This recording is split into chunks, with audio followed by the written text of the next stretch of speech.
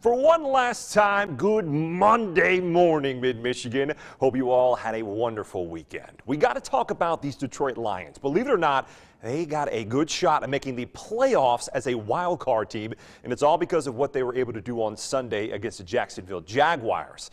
Let's go ahead and fill up the car and head over to Ford Field. Lions fans excited to see the 12th pick in the draft, Jameson Williams, in uniform. He has limited playing time coming back from that torn ACL, but his fellow wide receiver, Amon-Ra St. Brown, was looking like the Pro Bowl candidate that he is, snagging the Lions' second touchdown of the day. Then in the third quarter, spinning and swift feet of DeAndre Swift getting to the end zone for his fourth rushing touchdown this season. And even on special teams, kicker Michael Badgley is a weapon. He drilled 4 field goals in this one, tallying up 16 points for the Lions. And the icing on the cake, how about another touchdown from Amon-Ra St. Brown? A career-high 11 catches in this one as the Lions would go on to win it big. 40-14 the final. They are now 5-7 on the season and currently on the bubble to make an NFC wild card. In college football, after beating Purdue in a dominating win last night for their back-to-back Big Ten Conference Championship game titles, the college football playoffs were announced yesterday afternoon, and the Michigan Wolverines are going to face Texas Christian University in the Verbo Fiesta Bowl on December 31st.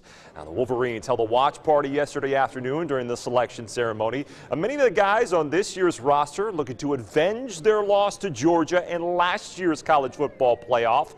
And for guys like Donovan Edwards, it's another great opportunity to show how the winningest team in program history can go up against one of the best teams in the nation. You know, just being out here with my guys and, like just being here with them, it's awesome. You know, we were here last year and, we didn't come up to what our goal was last year. And this year's our opportunity to come up with our priority goal. It's kind of what we expected. None of us really thought that TCU should have been penalized for a conference game loss.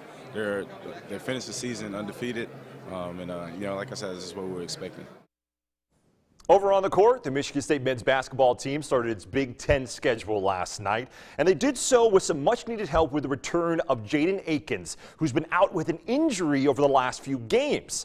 Now, Northwestern's Boo Buie has had career-high games against the Spartans, something about playing the green and white that he just enjoys. And the Wildcat shooters were locked in early in this one. Chase Adige lines ones up and drains a three. He finished with 15 points. The Wildcats took a 1-point lead into the break, but in the second half, the Spartans mounted a comeback thanks to Mady Sissoko with a one-handed jam and jelly, getting the Breslin fired up and all the momentum back in the Spartans' favor. And with less than a minute to play, H.A. Hogar drives the lane and somehow gets this layup to fall to make it a 1-point game. The Spartans got to get a stop, though. Boo Buie had an answer for that with his own circus shot. He finished with a game-high 20 points as the Wildcats would go on to win it 70-63. The Spartans' next game is at Penn State on Wednesday night.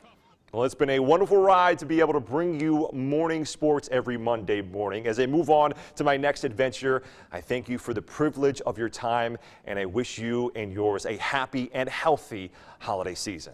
And as always, remember, have yourself a marvelous Monday.